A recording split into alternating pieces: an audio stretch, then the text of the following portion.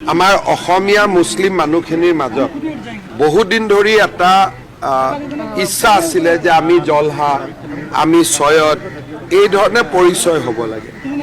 এইবাৰ জাতীয় জনগণনা সকলোৱে এইটো সুযোগ পাব। জলহা লোকসকলে জলহা লিখিব পাৰিব। আমাৰ বৰাকত মৈমাল লোকসকলে নিজক প্ৰতিষ্ঠা কৰিব খোজে, এতিয়া মৈমাল বুলি লিখিব পাৰিব। ইমান দিন সকলোৱে জনসংখ্যা বিচাৰি আছিল।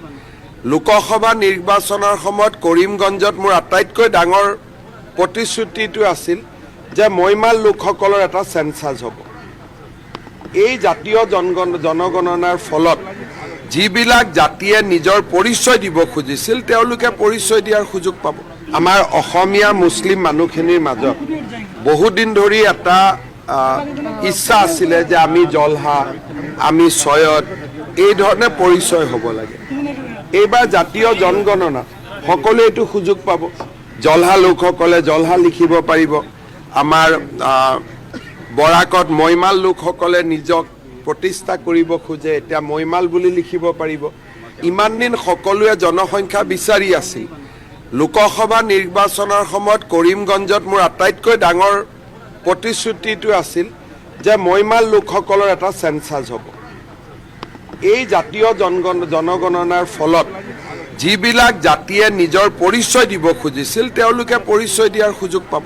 আমাৰ অসমীয়া মুছলিম মানুহখিনিৰ মাজত বহুদিন ধৰি এটা ইচ্ছা আছিলে যে আমি জলহা আমি ছয়দ এই ধৰণে পৰিচয় হ'ব লাগে। এইবাৰ জাতীয় জনগণনা সকলোৱে এইটো সুযোগ পাব। জলহা লোকসকলে জলহা লিখিব পাৰিব। আমাৰ বৰাকত মৈমাল লোকসকলে নিজক প্ৰতিষ্ঠা কৰিব খোজে, এতিয়া মৈমাল বুলি লিখিব পাৰিব। ইমান দিন সকলোৱে জনসংখ্যা বিচাৰি আছিল।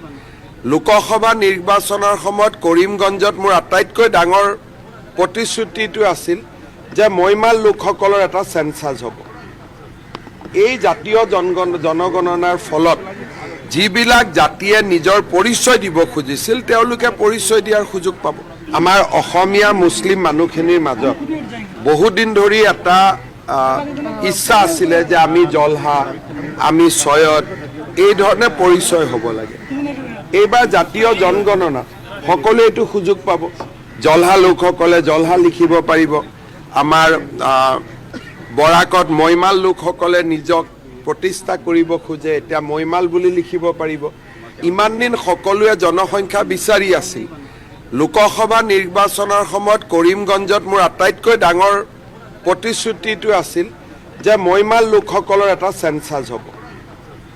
এই জাতীয় জনগণনাৰ ফলত যিবিলাক জাতিয়ে নিজৰ পৰিচয় দিব খুজিছিল তেওঁলোকে পৰিচয় দিয়াৰ সুযোগ পাব।